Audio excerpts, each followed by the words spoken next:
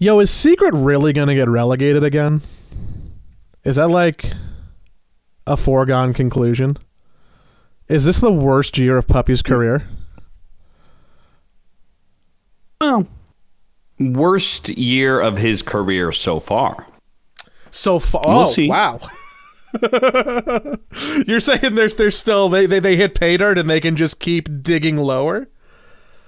In a way, yeah. I think it doesn't matter until they bomb out of the TI qualifiers, right? You could bomb out the entire year. You make TI, you have a reasonable placement at TI, then the year is fine, right? But yes, currently speaking, it is his worst year. They're not going to go to a major. They're not going to go to well, I guess they're going to probably go to Riyadh, right? You know what this team reminds me of? What? This Team Secret team. I have not watched any of their games. Yeah, I probably haven't watched any of their games. So playstyle wise, no idea. But what this looks like to me, remember there were some secrets with like there was a secret with MP as carry. And some other people were on that team that were not. I think time has proven that they weren't actually the best, right? They weren't the best players. There was like the mid one, Kezu. There was that lineup that was like after the all-star team secret, I think, or one of them anyway with Arteezy. So I think that was the second time Arteezy was on Team Secret. Yeah, that was like the second. So it was secret after rebuild. that one. Yeah. So that was a rebuild year, and I feel like this year is kind of like a rebuild year as well, right? Puppy has lost Nisha, who was his rock for years and years and years. He's lost Yapsor, right? No longer has him. He no longer has like his go-to guys. So I think this is kind of like a rebuilding year in many ways, and we'll see who he keeps, because that is also an interesting note, right? Like who he keeps out of this, right? Because that MP roster also had Midwan, and he kept Midwan on for 1 or 2 years after that, and there were some very successful secret rosters with Midwan. So we'll see like who on the current roster Puppy keeps, and who ends up going their own way. But yeah, very unfortunate year for him for sure. But can still make TI, which I guess is why Dota is interesting. Although if that happens, it feels like a small miracle in the dark at this point. Yeah, with going the third season and going 1-5, very, very likely you're getting relegated. But even if you don't, you had such a poor performance. Again, Western Europe is really tough and all those sort of things, but still, you expect Puppy's team to be top 5, top 4 within Western Europe. Even though it's a tough region, you would expect them to be up there. Probably 1-6 because their last game is up against Tundra, who is the only team so far that is fully qualified for Bali. So and are undefeated. Yeah. They're also like the only team that has already qualified. So does that mean they're going to lose to them? I mean, Tundra can take their foot off the pedal now. They could. I think trying. In many ways, Tundra has definitely proven that they are maybe ahead of the meta again. At least within Western Europe, they seem to be doing very well, and it feels like they've got some ideas cooking.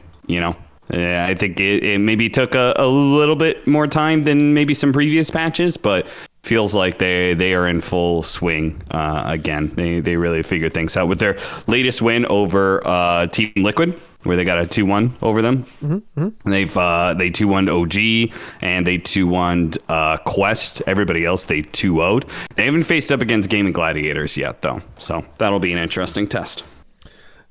Let me keep on this Western Europe train for one more moment before we jump into something else. OG in the news this last week. Not only because they might be the other team that gets relegated. They might be the other team that gets relegated. But they haven't been playing with Tyga, which turned into I would say in the span of like 12 hours, one of the most icky feeling drama outings that we've had in a year or more.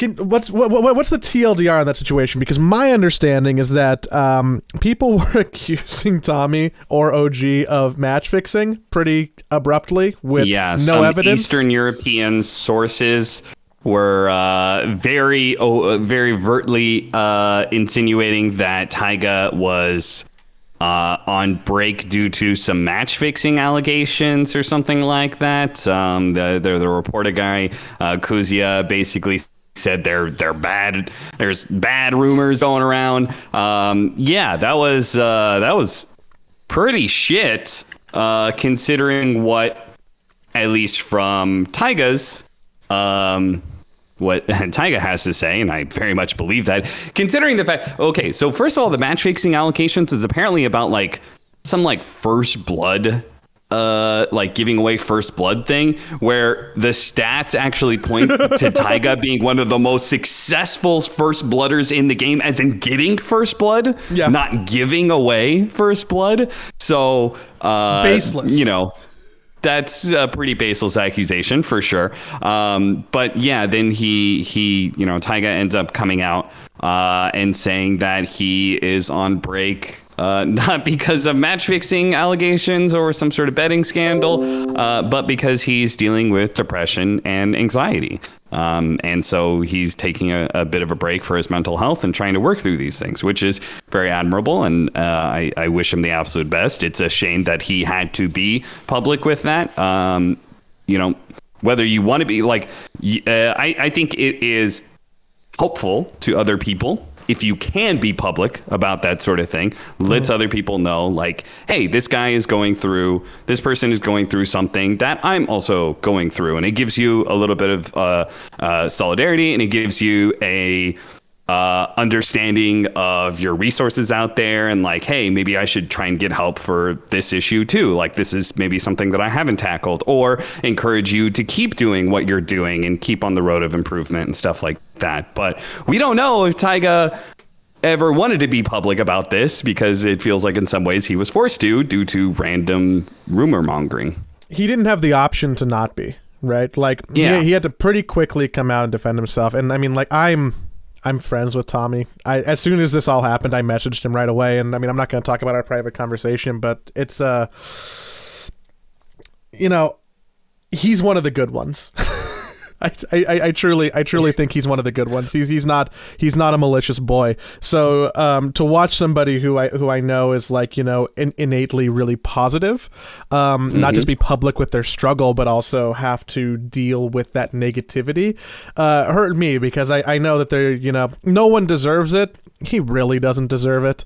So what's good, probably, I'm just gonna assume, what might be actually really bad when you have like depression, anxiety, performance related stuff, all that, having the internet on whole completely mischaracterize you. I'm willing to bet that is not good for the mental health problem. So may cause a little bit of anxiety. A little bit of anxiety. So I appreciate Tommy being Tyga being a little bit open about it. I do think that there is a small silver lining in that. There are probably some people who it's cool and they appreciate seeing like, oh look, people who I look up to who also have similar problems to me. Like that's always beneficial, like you said. It's man, what a dog shit Reddit thread too. Not just from people who were like salty gamblers or people making unsubstantiated claims. I was like doing that masochistic thing where you scroll to the bottom and like open up the comments that are like forced closed. And there's people being like, well, of course he's depressed. He's a vegan. He really has to go eat some more chicken. And I'm like, ah! That's what happens when you don't get animal proteins in your life. But shit, people are stupid. People are really fucking dumb, man. But his chances at TI, OG's chances at TI, not secured. Not only might they have to go through qualifiers because they might get relegated, like it looks like they're not going to the major, so they might not be getting there on points, and they have to be a qualifier team potentially. Mm-hmm. But his chances at TI, not secured. Not only might they have to go through qualifiers because they might get relegated, like it looks like they're not going to the major, so they might not be getting there on points, and they have to be a qualifier team potentially. Yeah, because they are not in the top 12 currently. So in order to get to those points, they have to go to the major. Yep. So if they don't go to the major, they have to go through TI qualifiers. So you're pretty much guaranteeing, especially since we're fairly certain there's no last chance qualifier. At least that's the way I feel anyway about it. They have announced their whole road to TI thing, but I feel like that's something you decide at the start of the year. Not the end of the year. Unless there's a pandemic, or you cancel a major or something. But yeah. I wait. So I thought, based on just reporting that I saw, or maybe it was just like tweets, Reddit posts, that it wasn't happening for sure. Is there not the for sure? Like, we don't know what it is. We just assume. I don't know. Oh, yeah. Yikes. I am assuming it's not happening, but I don't know if it's been confirmed that it's not happening. I assume Valve will make that clear up that whole thing with their whole road to TI dealio. I mean, that's the thing. Like, I assume it's not for sure because Valve never confirms that things aren't happening. You know what I mean? Yeah, they just don't talk about it. Like, whenever there's a question or a rumor or something about these sort of things, Valve never steps in and is like, yeah, that's definitely not happening, because that opens them up to some, like, bad press. That's just only bad news. But if you repackage it with here's how you get to TI sort of thing, and then people just notice that there's no last chance qualifier, then you get a little less burned on that regard. So that's my assumption until proven otherwise. So bummer. I'll miss those I'll miss those little PGL streams and all those extra games before TI starts. Talking about, I mean, I honestly, I'm surprised that they're not doing last chance qualifier, because I feel like that would just be another tournament, because they're already turning over TI to PGL money bit by bit, right? Money. Like, if I'm PGL, wouldn't I be encouraging them to do the last chance qualifier? It'd be like, dog, that's a whole lot more, that's a whole lot more streaming hours I could sell to sponsors. Especially since they probably, like, I'm fairly certain their whole sales of TI sort of dealio last year was kind of last minute, because I remember they had sponsors trickling in as the qualifier was going on, for the TI was going on. So I'm fairly certain that they were still selling on it, which probably means it was kind of last minute. But now, like, they've already set the quota, so I assume that they've had a whole year to be able to sell sponsors on this sort of thing. If I'm PGL, I'm pushing them to do the last chance qualifier. But, maybe that's exactly why Valve doesn't do it. Nobody pushes Valve around. Nobody. You want something? No. Valve kind of has that in common with Riot today. Are you? Oh yeah, dude. Are you? This is crazy. Is there anything else Dota related before I do this? Because people might just want to be like, does Joey want to talk about League of Legends? Let's do a DPC update here. Okay, so we've already talked about Western Europe. Tundra is 5-0. They're pretty secure. Looks like Gaming Gladiators and Team Liquid are very likely going to get in. And then it's a question of currently Quest Esports and Entity, I think, are the two contenders. There's some long shots outside of that, but Quest or Entity getting in.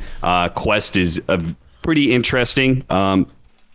And they've already played Entity as well. They unfortunately have to play against Team Liquid, so they're likely to go 3-4, while as Entity need 2 wins, and they are matched up against OG and D1 Hustlers, who are lower on the list. So it is possible that that Entity wins those 2 games, goes 4-3, and clinches the 4th slot. I'd push that towards Entity. Of course you would with Stormstormer. Eastern Europe is looking like kind of like the same old teams are going to be there. Team Spirits 5-0, almost secured. Bet Boom 4-1, 9 Pandas 3-1. Virtus Pro is 3-2, so they're trailing a little bit, and they already lost their series against Bet Boom and Team Spirit. They have yet to play 9 Pandas, so that'll determine if there's a possibility of an upset in a 3rd place slot. Though not expecting it, giving 9 Pandas is pretty damn good. China, nobody really cares outside of LGD and Aster, so I'll just leave it at that. But I'm an extreme gaming fan, and I want to see Ghost go to the major because Yeah. Okay. China's a weak region. I don't really care about the teams outside of those top two. Maybe I'll be proven wrong at the major, but that is kind of my assumption. Southeast Asia, well, probably similarly, our international audience probably doesn't really give a shit too much outside of Talent Esports, who actually did well at a major for once. But I'm covering that region, so I'm going to go into it a little bit more than that, which is Bleed and Blacklist are the other two teams. And they're actually looking pretty solid. Bleed actually took down Talon in a relatively convincing 2-0. Bleed's the team Dubu's on, right? Yes. Bleed is the team with Ice and Dubu. So pretty fun team to watch. They've also had DJ, so a lot of fan favorites on that team. A team that's probably good for numbers. So it's good that they're succeeding. And Blacklist is the good old Filipino Raven Cuckoo team. So that team is doing all right. Expect those to be the top three, though. Maybe Execration, maybe Longshot, Army Geniuses, or Team SMG. Southeast Asia is pretty competitive through and through. There is no undefeated team. Execration is the team that has the Riyadh spot, though, right? So I wonder if that... Or, well, no, they have a dream hack spot, but we don't know who's going to Riyadh yet. So maybe the invites could change based on placements in this DPC, and maybe Execration stocks going down could be, like, big picture not great for them. Yeah. In which case, they would really want to do well at Dream League. So they do have a second chance at second TI, basically, even if they fail to make the major. Also, I think the way the formula works, the losing to teams that then go on to do very well at a tournament, it's like it's about, you get those points retroactively affected. I can't remember what that formula is called, but yeah. So in that regards, if they lose, but Southeast Asia gets top three at the major, then they probably don't look so bad. North America, Shopify Rebellion is very likely going to the major. Big shocker, it's not TSM, and it's the other team. TSM lost to Nouns, so almost 100%. It's going to be Shopify and Nouns. It would have to be some insane series of events for anything else to be true. So we'll get a different North American team at the major. Is it really insane, though? Because Nouns, if they lose to Shopify, which is, I would say, potentially realistic, then they only have to fumble their series against Alpha, and then they play a tiebreaker versus TSM. Frankly, I think that the competition within North America is pretty dog shit. And I think that really the three teams are really all that matters. If they were facing up against like maybe Dog Champ, then okay, maybe that's possible. They get an upset, like they have a bad series, they drop it, then they end up in a tiebreaker. Alpha, they're 1-4. I don't think they're a particularly good team. I think the bottom half of North America is on a different level, a lower level than the best teams in North America. What does that mean for TSM and TI? Because they're like middle points field, right? So they don't need to go to the major, but they would need a lot of help. Well, considering the fact that the last DPC and the last major are worth more points, being in the middle of the field is not that much protection. It just depends on who goes to the major and who does well at the major, right? If the teams that are already in the top 12 are the teams that do well, then TSM is fine. If there are teams below that, let's say Bet Boom, who is currently 14th, right? Bet Boom goes to the major, they get top 3, boom. All of a sudden, they're probably ahead of TSM. They knock TSM down, down the list by 1. Yeah. And, the more teams that do that... knocks them down, and Acer knocks them down, and Spirit knocks them down, and Shopify knocks them down. So really, it looks like they're not in a safe spot at all. Yeah. They will still get some points out of being third within their region, but it's not that many. You get 200 points. So... that will help secure them. If I had to give it, I'm going to throw out just a random number. I feel like they're probably 60% secured. But Knoxville's would have he has a prediction site. So if you want that, check that out. If you really want to know. But judging just kind of like my gut, and like what the teams that I think are likely to do well, which is I think the teams that are already shown themselves to be good or continue to do well. I don't think there's going to be too many upsets in that regard. No, I think that the TI list looks pretty close to being done. There's not going to be too many surprises. If TSM doesn't make it, they get knocked out. That's it. Then there might be one more person fighting for that spot. Maybe it's OG, maybe it's Extreme, maybe it's BetBoom, or like one or two outliers. But I don't know. Yeah. I don't think. I would be really worried about TSM if they don't make TI for having TSM as a sponsor next year. Oh, yeah, for sure. Which would be sad. There's very little money orgs in North America as is. So that would be definitely be a hit. I want TSM to do well because I do not want TSM, the organization, to leave Dota. That's a little bias there. I think you got one more to go, right? South America? South America, same old, same old. Beast Coast and EG are not quite secured. There is a chance that Beast Coast loses their series to EG, and then they would end up tied up with Thunder Awaken. How that happened was because they lost a random-ass series against Mad Kings, Who's is Mad a lineup... Kings? Yeah, it's a lineup that isn't particular. Like, you're not going to know them unless you watch South America or play in high-level pubs. I know a couple of these guys from, like, me running into them in pubs. I run into Arzent, their offlaner, quite a bit. But, yeah, not a team that you would be expecting to take down Beast Coast, EG, Thunder Awaken, right? Those are your top three teams.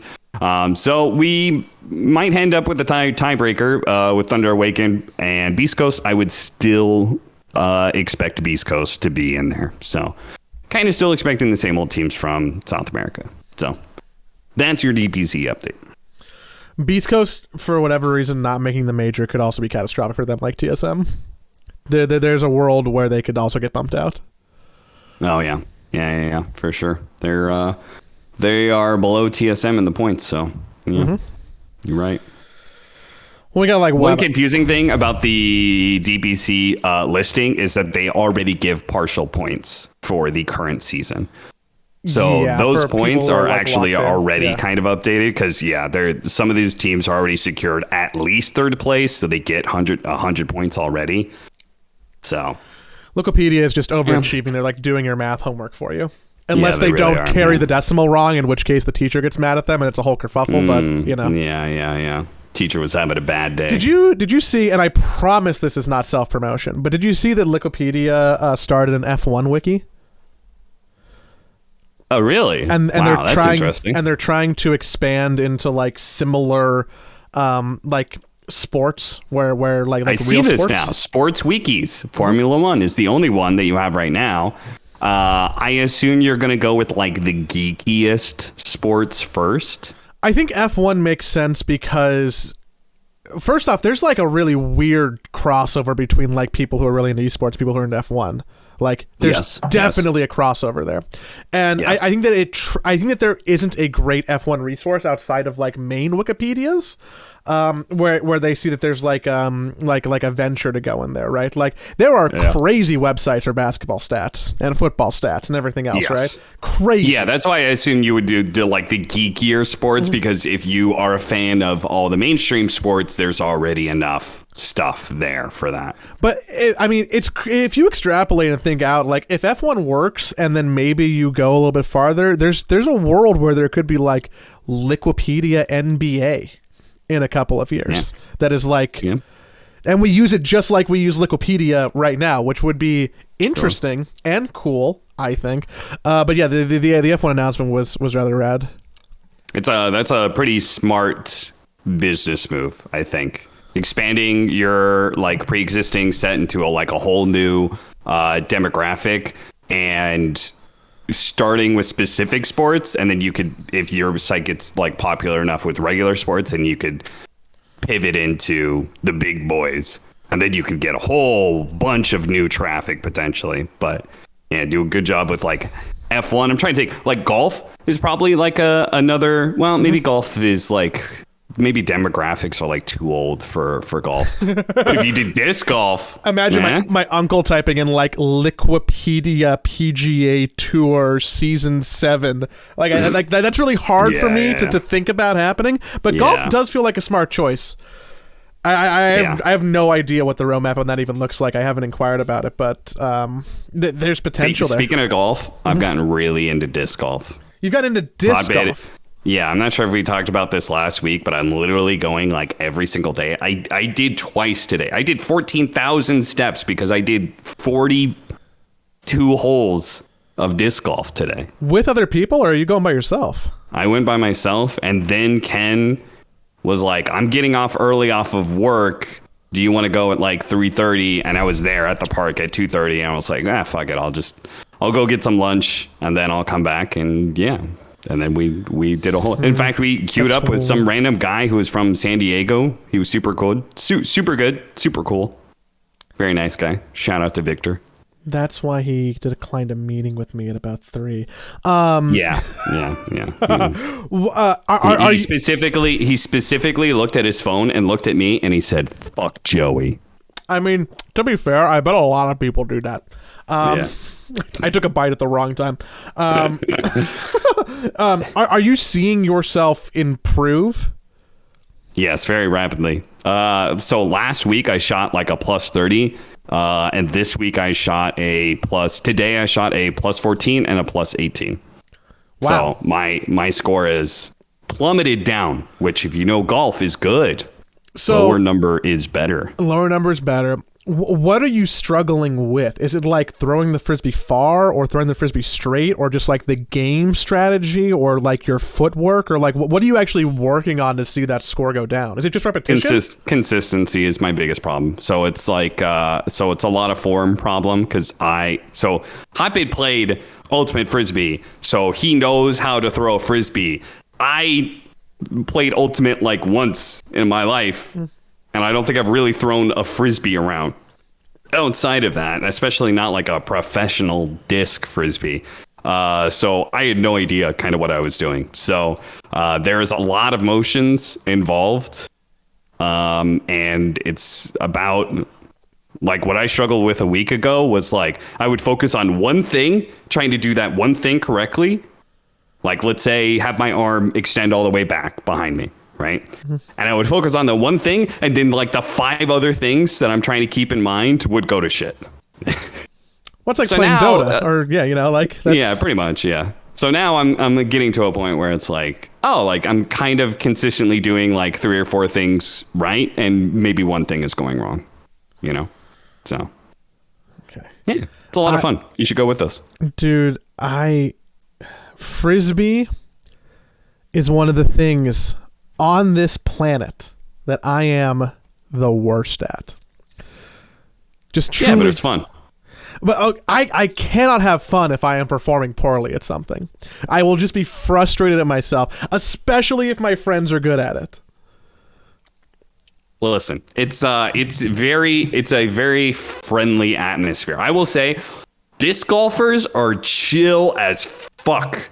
God damn. Because they're all in their like mid 20s, scaling up to like, even like I see some 50, 60-year-olds going around, but they're all disc golfers instead of regular golfers, especially the old dudes. So like the old dudes are probably like some hippie type guys, right? They want like a more environmentally friendly a sport. They're not like some rich ass fucking golfer dude who like is filled with ego and status, and like that's their entire mindset.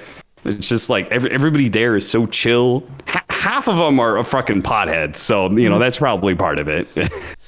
I smell weed all the time when I go. Okay, that explains why some of my other friends like disc golf, I guess. Yeah, exactly. It's a big pothead sport. I'm just so bad with the frisbee. I know. Look, I'm really bad at table tennis. I'm really bad at frisbee. I'm really bad at soccer. Everything else, I'm kind of okay at. It's very nice, easy, relaxing exercise. You just walk around in a park in the woods. You know, it's chill. It's a good time. I think you should join me one of these times, but I'll consider. If you twist my arm a little bit, I'll consider it. Okay. We'll have to no photos. I mean, there is a whole sure. There's a whole bunch of there's like a whole group that we have of people that are entirely new and learning, and have all like only played probably less than 10 times. So I'll get my own frisbee and do a little practice. I'll have to figure it out myself. I've got plenty of frisbees you can have. Okay. I got into the sport so much that I have a backpack. Do you have a backpack? I've got like 15 discs. Yeah, I'm like in, you know.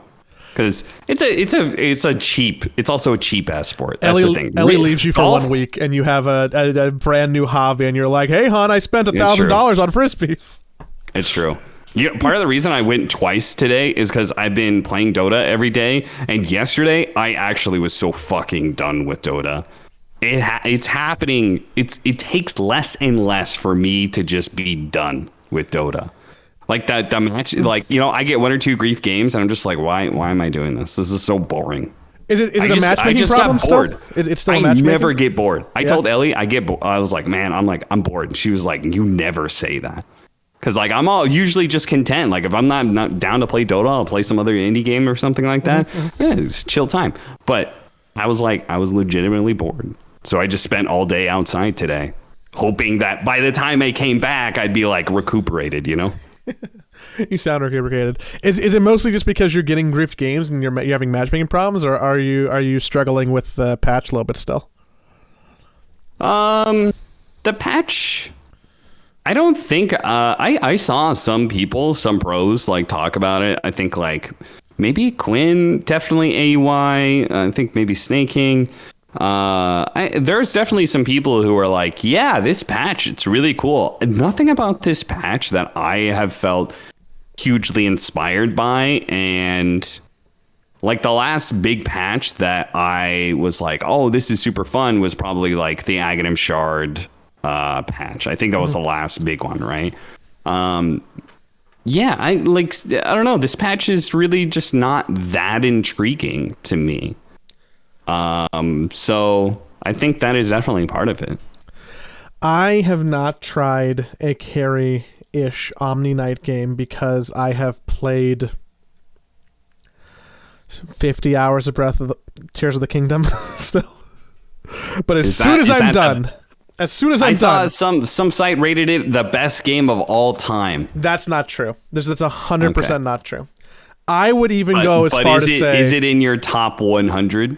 Yeah, that's super easy. For sure. Top 50? Yes. Top 25?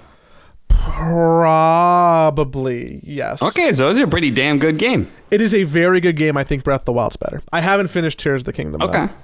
Well, I felt like looking at it, so I'm not going to play it until I travel again. I want to save that experience. It looks like just a more expansive version of Breath of the Wild. Correct.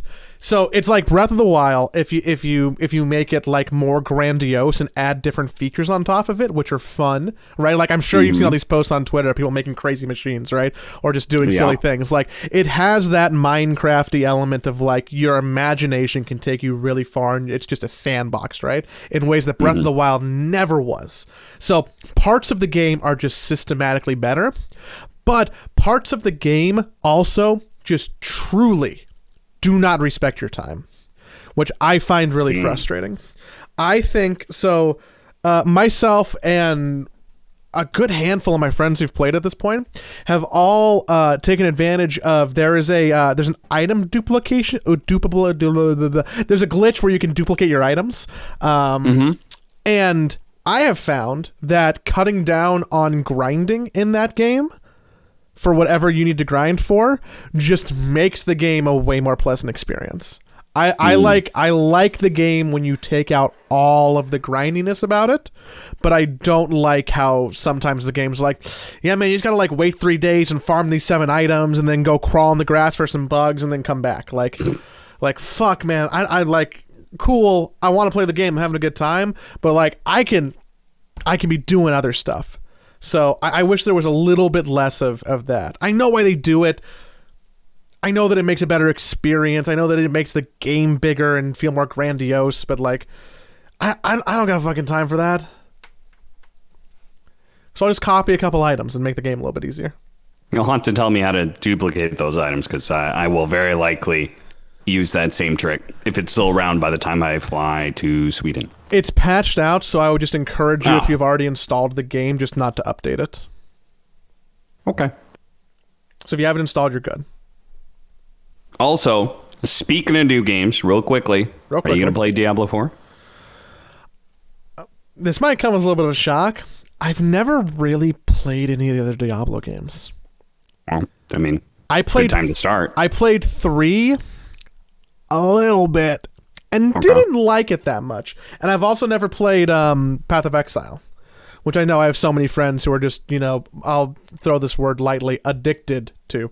So maybe I should experiment, but I think the jury's still out on that. I might wait and see like if it's actually good or who's playing or what I should. Well, that's the thing is that the reviews are coming out. I think today they ended the embargo thingy.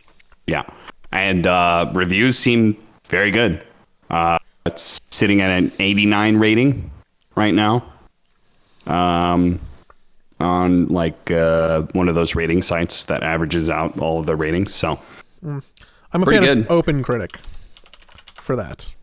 Yeah, that's the site that they use. Oh. So yes. 89 top critic average, critics recommended 99%. Also shout out to the 92 that Street Fighter 6 is getting. Fighting games. Not for me. Okay, maybe are you? Diablo is next week. It's June 6th. Okay. Yeah, that's a little awkward because I'll be leaving not long after that. But yeah, I'm kind of interested to see who's going to be playing it, and maybe I'll grind it. I don't know. I am not one of those people. I didn't get into WoW because Wait, did I told you my WoW story, right? Yeah. On the show? Yeah. I don't remember at this point. I'm sure we have. But the TLDR is I played a female character and I got hit on as a young 13-year-old and somebody whipped out their digital dick on me. Mm-hmm. So I stopped playing that game. So WoW was like the grinding game, like the release, holy fuck, like the only game that I really like grinded on release would be like going all the way back to the early teen years of like Halo and stuff like that. Like, oh shit, new Halo coming out, buy that game at midnight, jam it with your friends all night long, that sort of thing. Mm-hmm. But yeah, I never grinded any of the WoWs. I didn't care enough about Diablo 3. Diablo 3 also wasn't particularly good, so I didn't grind that game. I never did Path of Exile, though I've thought about it. So Diablo might be my first game that I do the release grind. Sounds kind of fun. How much time do you have? Like, when do you leave for Sweden? I think I've got like 10 days after. Oh, okay. I think I leave on I would be leaving on the 14th, maybe 13th. Okay, so you have time. Well, let me yeah, a little bit of time. Well, shit, maybe we should just play Diablo together. Yeah. Okay. I'm not sold, but I'm pretty close to being sold. I haven't played a Blizzard game since Overwatch OG. Yeah. I haven't played a Blizzard game in a minute. I don't even have like the Blizzard launcher on my computer right now. I can't even. Oh wait, I was looking at the wrong month. Holy fuck! You said it comes out on the 9th? June 6th, a week from today. Oh shit! ESL starts on the 9th. Oh, so you don't have time to grind? No, I might have one day to grind. Well, there goes that. Well, you tell me if you like it, and then maybe when you get back, I'll grind with you. It'll be like a whole thing. Okay. I'm half committed already. Okay. That was fast. For someone who doesn't like, you want to talk about your LCS shtick? It's not okay. It's not my LCS shtick. Oh boy. I really liked the dichotomy real quick for anybody watching the video that Austin is eating dried fruit and I'm just eating chocolate. It probably says we're both at our lots in life right now. But I burned a lot of calories today. All right, I deserve some dried mango. I deal with my brain because I've been thinking a bunch. But my army do no throwies. Mm-hmm. Okay, quick primer. LCS is the North American League of Legends League. Think of it as Western Europe in NA, right? WEU, DPC, but just NA. Like, it's got a whole season. People get sent to international events, right? That's the primer on the No. It's like the NA DPC. It's like As any in the teams are individual bad DPC internationally. season. Yeah, they'll never actually be able to compete internationally. It's the same. Yeah, you don't put Western Europe. It makes it sound like they're much better than they actually are. You're right. The analogy did fall apart with the skill gap situation. But okay. So imagine you got NADPC, right? And imagine that you forced all of the NADPC teams to, as part of their contract for buying into the DPC, that they have to field a secondary team of players, like an amateur team or a Division 2 team or whatever have you, right? So it's almost like Div 1 would be all the people who bought in, and Div 2 would be all their secondary unit teams. And you can swap the teams freely between Div 1 and Div 2, and there's no promotion relegation anymore, right? Okay. Then, in the middle of the year, all of the teams who are currently financially struggling, which you can see if you've read up on any esports economics or Twitter or anything over the last couple of months. FaZe, holy shit. FaZe Clan is doing. Holy they're shit. lit right now, dude. FaZe Clan is having some problems. Dude, when they signed the actress from Stranger Things, I watched her stream a little bit, and it was embarrassing to me because clearly nobody from FaZe briefed her on any of the politics of what's going on, because she was live on stream confused why people were being upset and who these other people were. So whoever at FaZe was doing PR or like her manager to try and she was so underprepared, and I felt bad for her and bad for FaZe, and the whole situation's fucked up. Anywho, I think they laid off like half of their staff last week, if not more again. Fun. There are a lot of layoffs happening in esports right now. Yeah, so like I was saying, if you've looked at the internet recently, esports business is like not going super great, which is a function of sponsors not wanting to give people money, because when you're an organization like, say, I don't know, MasterCard, State Farm, Timmy's Tacos, the first thing that goes in a recession when you're scared is your marketing budget, right? So why are you going to waste a bunch of money to put your logo on someone's jersey if, whatever, right? You got to save that stuff. The teams for the LCS all talk to Riot and tell them unanimously in a vote that they do not want to any longer field their Division 2 teams. That it is that they don't think the system is working, that people are not using Division 2 to get promoted into Division 1, that it's a suck on money, that it is hard, and yada, yada, yada, right? Riot... It sounds pretty useless to have a secondary team, yeah. It sounds like EG's 15-man roster in CSGO. Hey, I'll have you know that they just lost at IEM Dallas today. Oh, God, those poor guys. EG, one of the teams that actually didn't let go of their LCS Academy roster, by the way.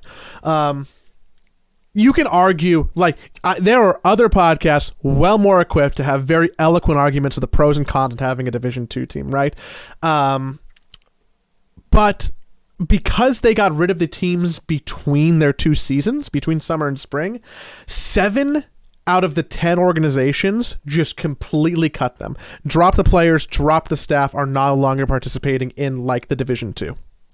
3 teams kept their academy teams, their challengers teams. Team Liquid, the aforementioned Evil Geniuses, and FlyQuest. Now, in League of Legends, another wrinkle here that isn't really prevalent in Dota, you have this thing called the Players Association, which is a group of all of the players. It represents all of the players who are playing under Riot for the LCS. There's 100 of them, or there was 100 of them, 10 teams and 2 teams each-ish, right? Mm-hmm. 100 people. And they have like, nominated leaders and Phil Aram, who was, leading EG for a while, is the head of the LCS Players Association. And they're kind of it's not a union. It's kind of like a collective, or I guess an association, where they can take some kind of collective action when they feel like they as players are not being serviced well. Maybe it's by the teams, maybe it's by Riot, maybe it's by sponsors or what have you. The LCS Players Association over the weekend, in response to the academy teams getting cut without notice mid-season, 70 plus people losing their jobs and everything else, decide to vote in favor of, via majority vote, a walkout.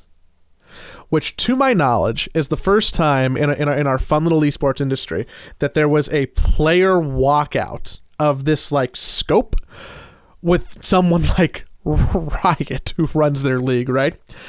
So the vote comes out on Sunday. Yesterday is a holiday. It's Memorial Day in the States, and Tuesday today. Can we pause real quickly? Oh, please pause. Ask me questions. So, yeah, this is so I knew about the player walkout. I didn't know the lead up to this whole academy thing. Mm-hmm. So is the player association, the players are walking out because the teams dropped their challenger teams? Not necessarily. And a bunch of people lost their jobs? Not necessarily. They're upset that Riot is not working with the players, and Riot is working directly with the teams to make these decisions. So the players are being cut out, right? Like they're just toys. So the challenger teams that were dropped, was that just so teams were doing that with Riot's okay? Correct, because the teams collectively propositioned Riot, and then Riot decided to agree with the teams and say, you guys do not have to field the challenger roster. At which point, almost all of them immediately went away. Okay. And then the players are like, what the fuck? Those guys are collectively bargaining and getting something.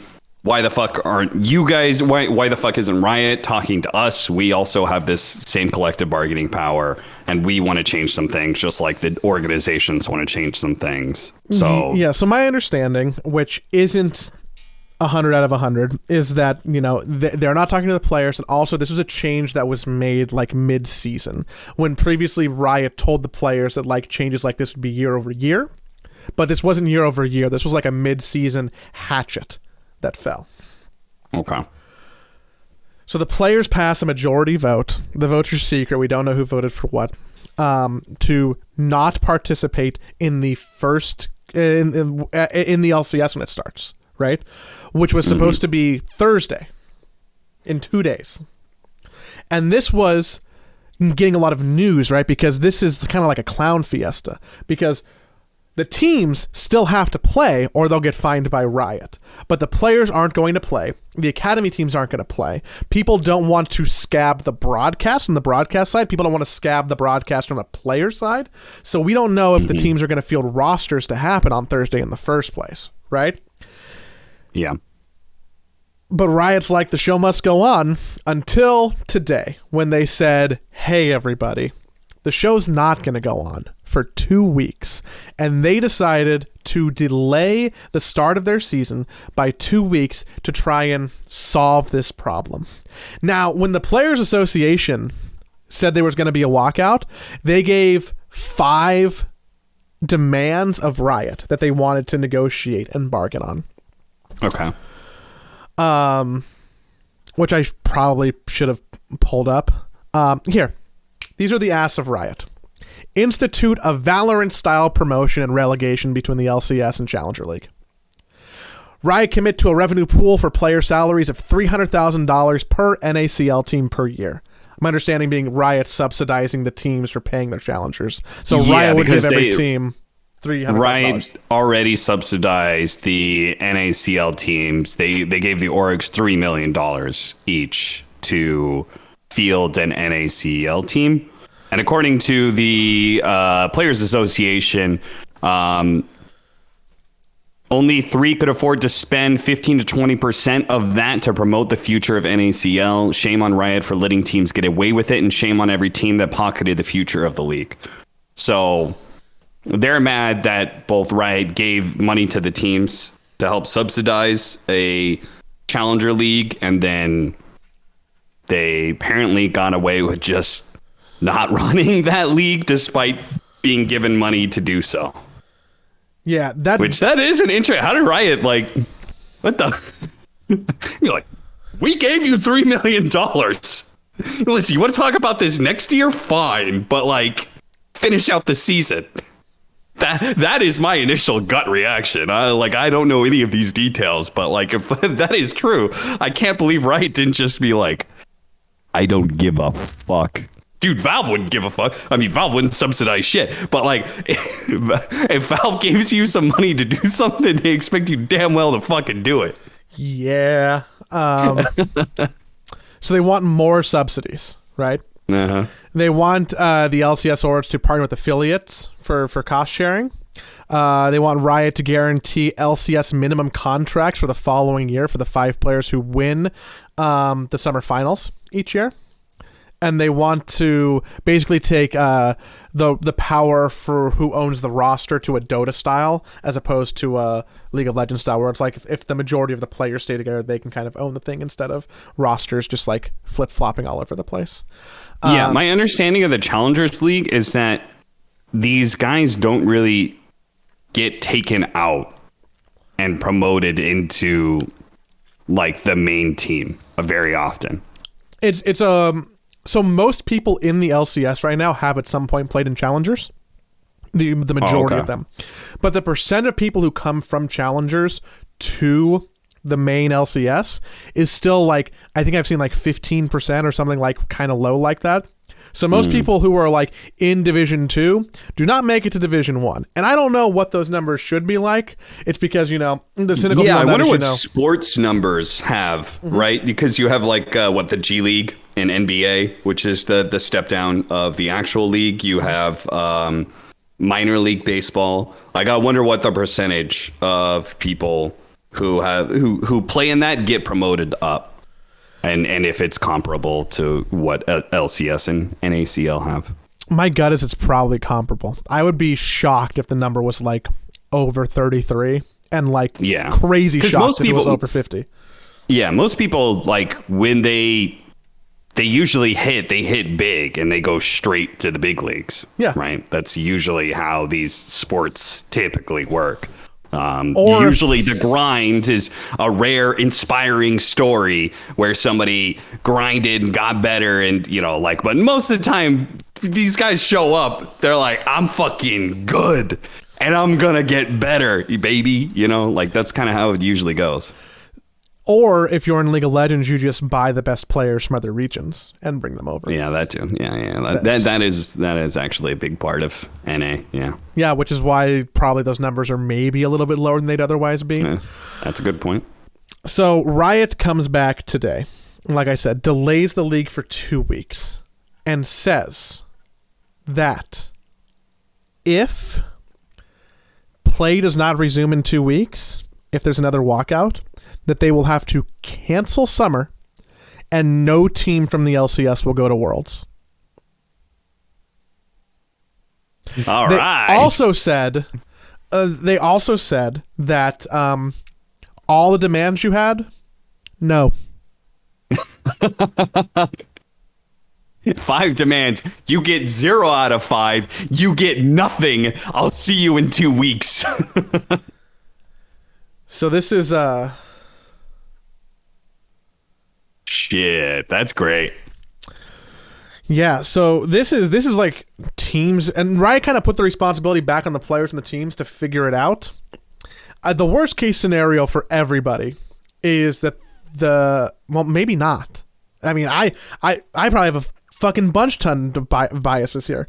But not having a spring season of LCS would probably be disastrous for teams. Because they have sponsors that they're obligated to that they sold deals off of based on watch time. Yeah. And what's going to happen when, Timmy's Tacos comes back and is like, hey, you guys, you're in breach of contract because you sold me on this LCS team and you're not playing. I don't see them.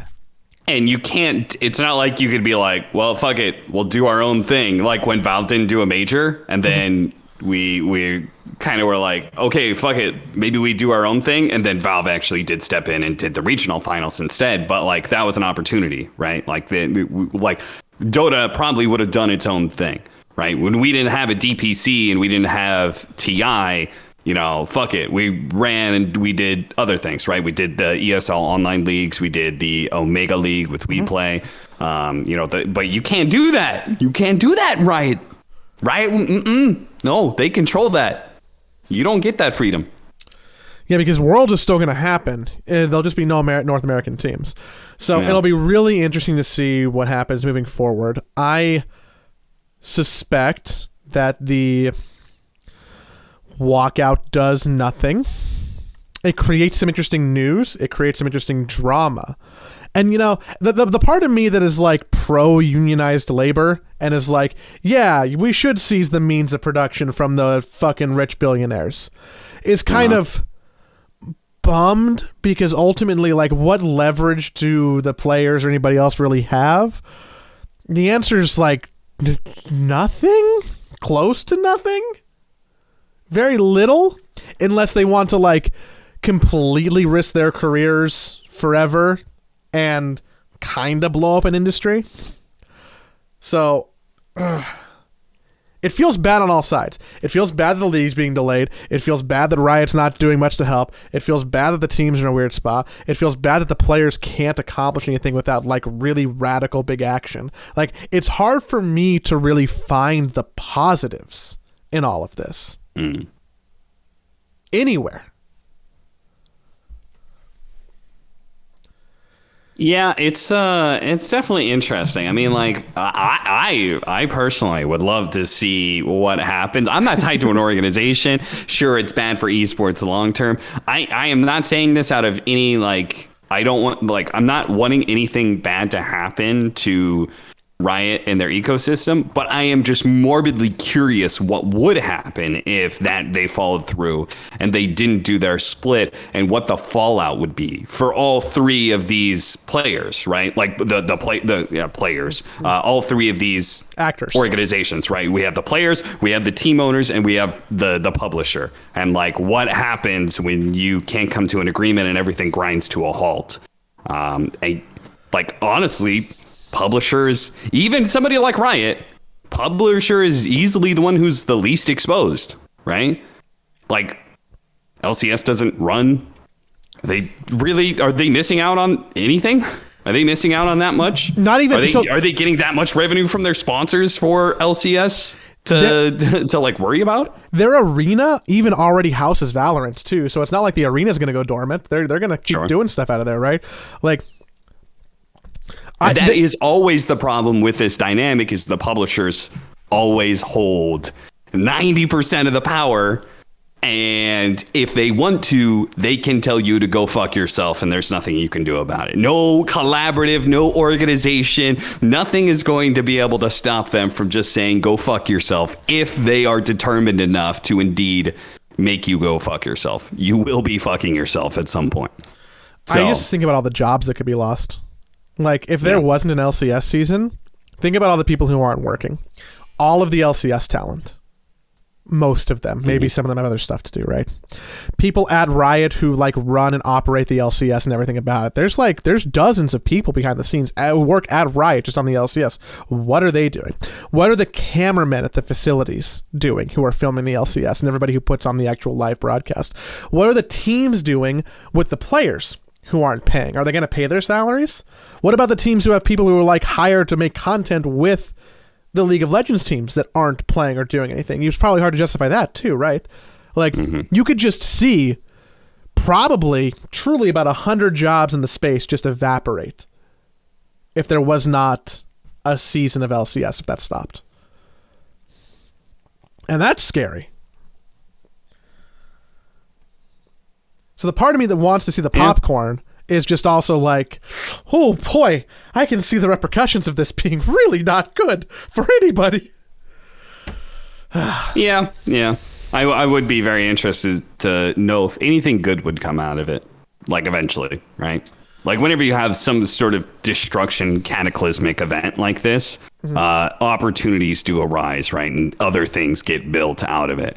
So it would be interesting. But yes, obviously there would be much more harm than good. But it would be a very interesting case study because as a whole, this whole esports ecosystem, it's not the same as traditional sports. And traditional sports only has so many examples to go off of in the first place.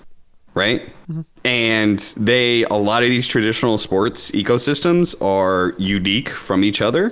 Mm-hmm. And esports is even more so unique because of that aspect of somebody owning the sport, which is not the thing in traditional sports, right? You cannot own the act of baseball.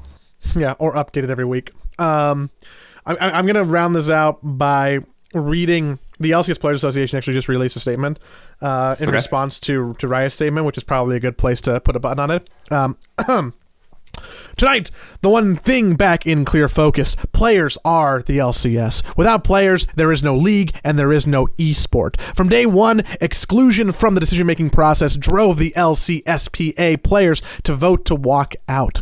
The future of the NACL, North American Challengers League, and the LCS is too big to decide overnight and without player consideration. We met with Riot Games today to ask for daily meetings or more, if needed, to reach a resolution. Starting tomorrow, we plan to begin discussions that result in meaningful, collaborative action to get our players back where they want to be, competing for fans on the LCS stage. We also want to say thank you. We remain deeply grateful to the LCS community for the incredible show of support and solidarity for our players. Our fight is possible because of this support. That's a nothing statement. Like they are gonna fold. Yeah, that's definitely sounds like they ran in headfirst, charging. They hit a fucking brick wall. They realized, oh fuck, that brick wall isn't gonna fall over, and we're gonna have to try some other more meandering means here. Go under, go around, do something. But they are not sticking it out in a walkout, which good try, I guess. I think the players wouldn't vote for a walkout again. Is my read on the situation. So they probably don't have that chip on the table anymore, and they know. Yeah. I don't know what they're trying to get out of Riot at this point. I'd be interested to know what they want is. Yeah, they threw out their ass, but they didn't get any of them. So now, what's their next set of? What's the compromised asked? And even then, does Riot just want to throw them a bone and be like, sure, why not? Because they might not even have to do that. They might not even have to do that. Well, and how much are they going to redirect their problems at the team orgs instead? I think I didn't know about this latest change because actually, no, I did. I knew about the delay, but initially I was down to talk about this because of that brief period of time where LCS changed their rules. So you didn't have to, there was no minimum required rank to compete. I threw my name in the hat and in the ring. I was like, the whole thing was going to be player scabs potentially playing in the NACL and the LCS. And that would have been so entertaining. I bet that broadcast gets blockbuster numbers, right? Because I would tune into that. I would tune into that. All the professional players are all gone, and all the tier 2, tier 3 players that are in the NACL or wherever else, or they're just pub players. They never got a chance. Now they're going to be playing in this super fucking polished LCS broadcast. I definitely tune into that. I think that'd be hilarious. There's so much potential chaos. One of those random pub players is going to all chat some shit. He's going to do it. He's going to do some hashtag I stand with the players, or he's just, some random goons just going to say fuck Riot, or somebody's going to drop some fucking degenerate shit. Something is gonna happen that's gonna be memorable, and I would have tuned into that broadcast. I would have watched it also, which I think is probably not what you're supposed to say or do, but you're right, because that's even less leverage than the players, because Riot could put that product on and have record numbers for a day. It would be the talk of the town, and then it would plummet downwards afterwards, but everybody would watch the car crash. You I would. You don't watch the fallout of the car crash. Yeah, that's sad. That's probably enough on League of Legends ecosphere. I forgot how to speak words. Why am I doing a podcast?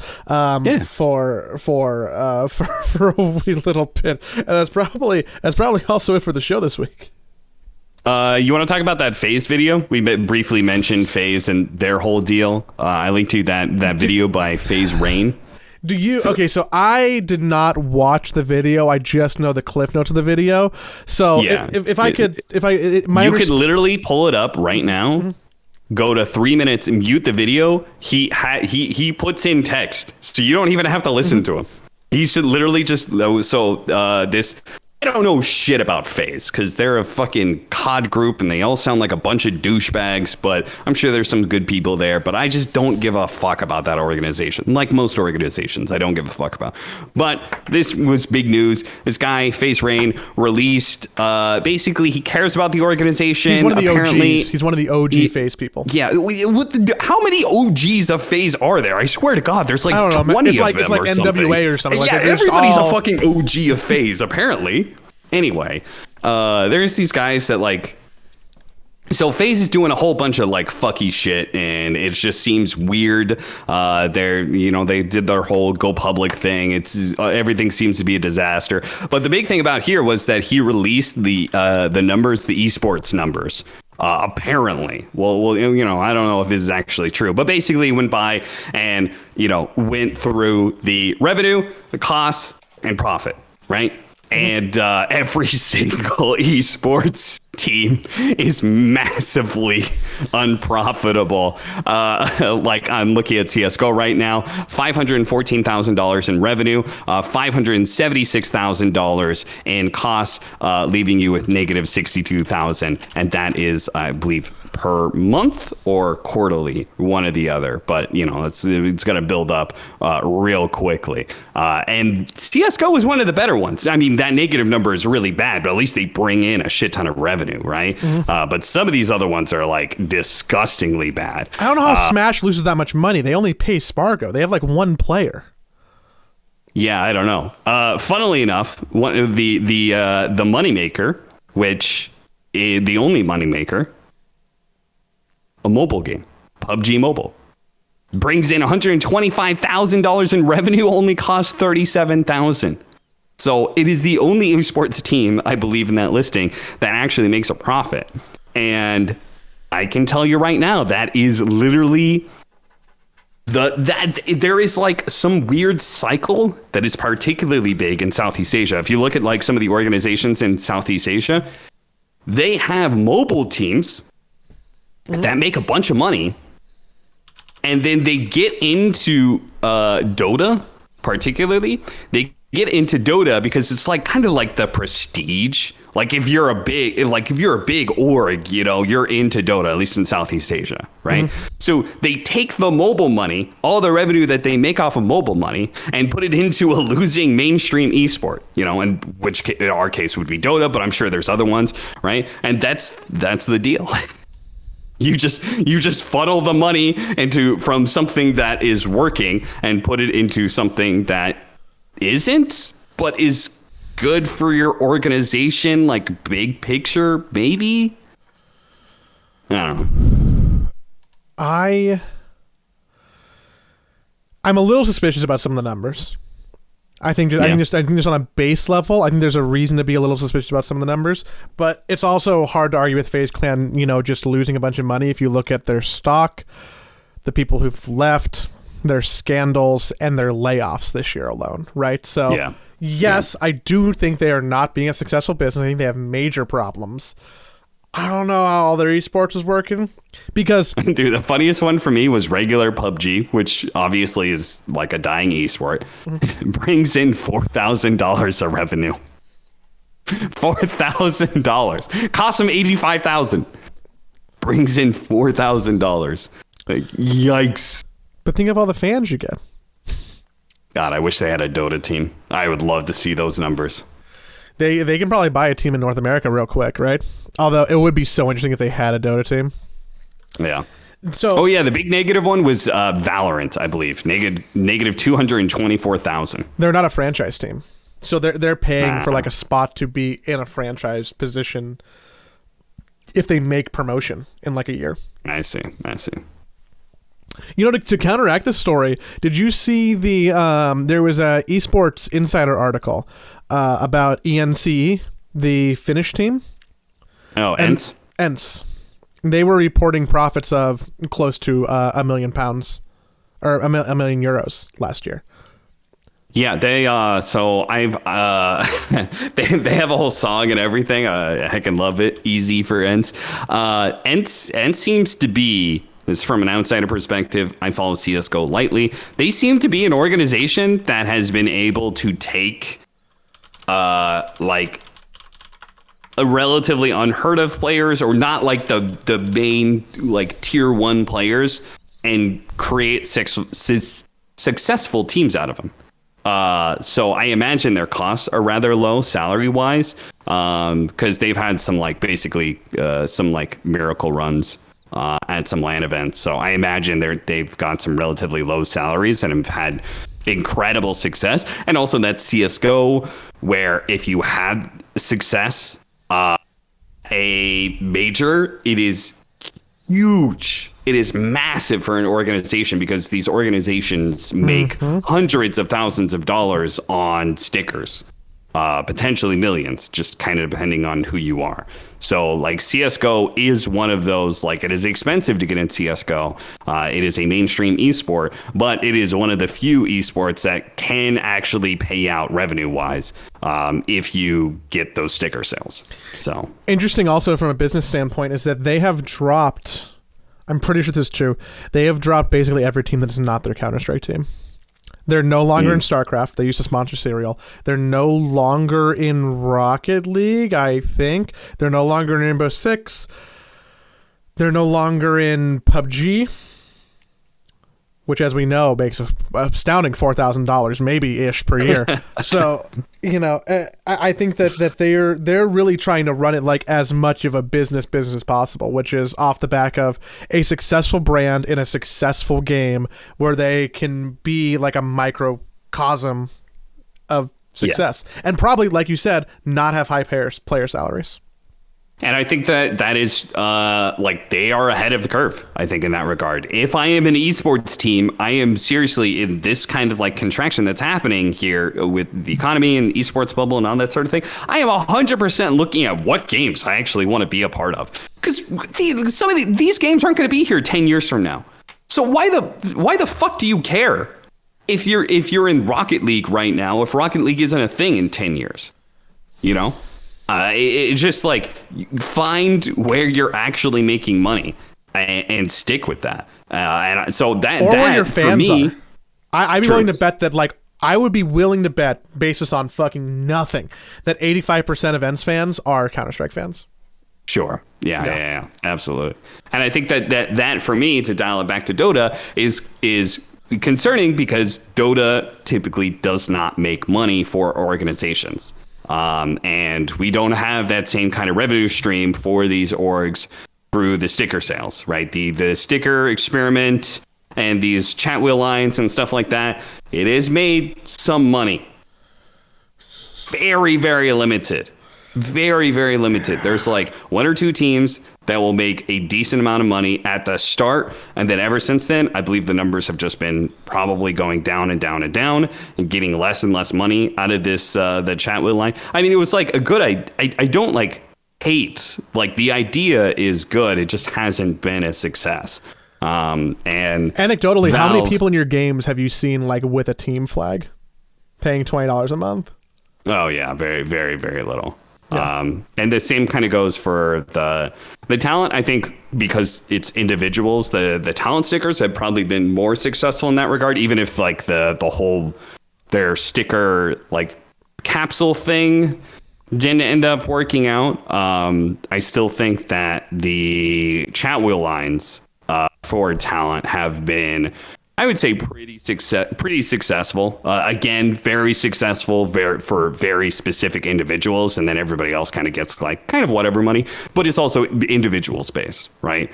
It's like, if I get $4,000 off of my chat wheel line, like all right, that's pretty good. That's a nice little bonus. That's nice. You know, I'm not making $50K, But, like 4K is all right. That's good enough for me. I'm not an organization that has these costs and upkeeps to be worrying about. So, and that is concerning to me because I think more organizations will be looking at their esports teams and figuring out which ones they want to be a part of. And Dota is expensive and it doesn't give you the same kind of, there's not even the potential, I think, most of the time for high revenue numbers. Because players usually take a very large percentage of the TI prize pool. So, and are expensive. And are very expensive. So how do you walk that back? How do you just across the board be like, hey, everybody, we need to cut everybody's salary by half? Like, you won't just have teams anymore because the players will be like, we can do this without you. It'll probably be shittier. Yeah. In which case it means more and more. I think in that situation, right, you get a lot more professional players retiring, but also in some ways the pre-existing pro players that have had success and have made $1 million over the course of their career probably have the financial backing to be able to support themselves without an organization, which probably makes things a little bit more gatekeepy. In Dota, if it was a younger game, right, I would say, okay, then you get all the like college, high school players, but Dota isn't that young game anymore, right? You have an older, yeah, it's an old man. We got gray hair in our beards. Yeah, like that's bunch of gray beards. That's not youth. No. So I'm gonna go cry. So that's concerning for me and for Dota. Funny how we can somehow work FaZe back to Dota. And still be sad about it. I'm gonna go throw away all this money on these other random esports FaZe. Pick up a Dota team. Come on, you're throwing away money everywhere. Why not throw it on Dota? It could potentially they could throw away less money in Dota if they just were like really smart with it. They bought a roster. Like they could have bought a South American roster like EG did 3 years ago. Spend almost no money, probably have success. Like they could have been Beast Coast or better. Missed opportunity. I don't expect them to know anything about elite smart video games like Dota. Fucking COD people. I'm going to go deal with the gray hair in my beard by going to Target and buying a box of Just for Men and then crying in the checkout aisle. But until then... Is that why you dye your hair? No, it's not actually. I don't. I don't have gray hair on my... This feels incredulous. I'm going to end the episode. I don't fucking sounding desperate.